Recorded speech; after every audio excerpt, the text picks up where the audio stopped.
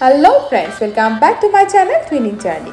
মাত্র কয়েকদিন আগে পেরিয়েছে ইস্টার, আর এই ইস্টার সেলিব্রেট করার খুবই মেনশনেবল একটা পার্ট হলো এগ হান্টিং।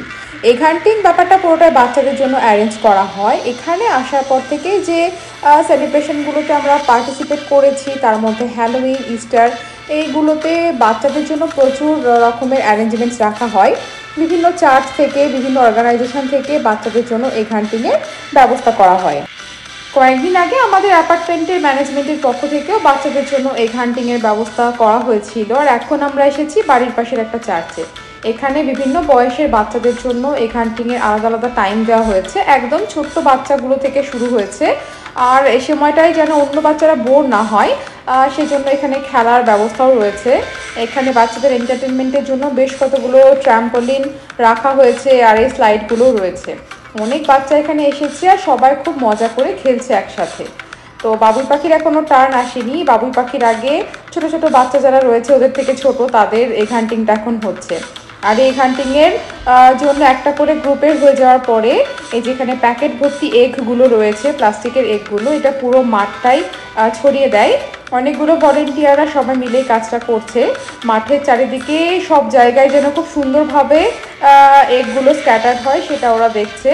আর এই ছোটো ছোটো এগগুলোর মধ্যে ছোটো ছোটো খুললে পরে, ডিমগুলো খুললে পরে ছোটো ছোটো খেলনা বা টফি এই সমস্ত বেরিয়ে আসে। তো বাচ্চারা খুব মজা করে এই এগ হান্টিংটা করে, এগুলো কালেক্ট করে থাকে। এখন এখানে স্প্রিং সিজন চলছে, আর একটা না 4-5 মাস হাড়হিম করা ঠান্ডার পরে যখন এই স্প্রিং সিজনটা আসে, তখন যেমন প্রকৃতিও খুব সুন্দর করে সেজে ওঠে, তেমন মানুষের মধ্যে একটা সাজ রব পড়ে যায়।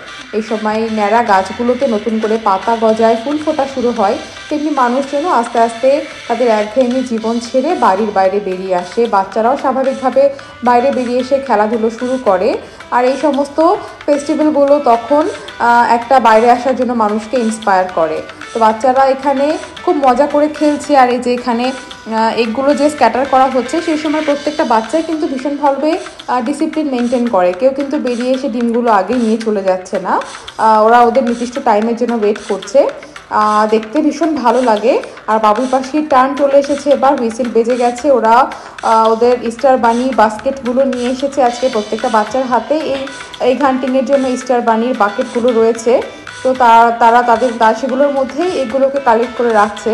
এরপরে ওদেরকে আমরা নিয়ে যাব, এর পাশে একটা পার্ক রয়েছে, সেইখানেও এগ হান্টিং হচ্ছে। তো সেখানেও অনেকগুলো অ্যাক্টিভিটি বাচ্চাদের জন্য রাখা হয়েছে।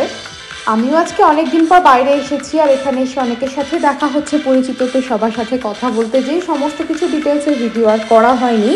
তো ছোট্টই মিষ্টি ভিডিওটা আপনাদের কেমন লাগলো কমেন্টে জানাতে অবশ্যই ভুলবেন না।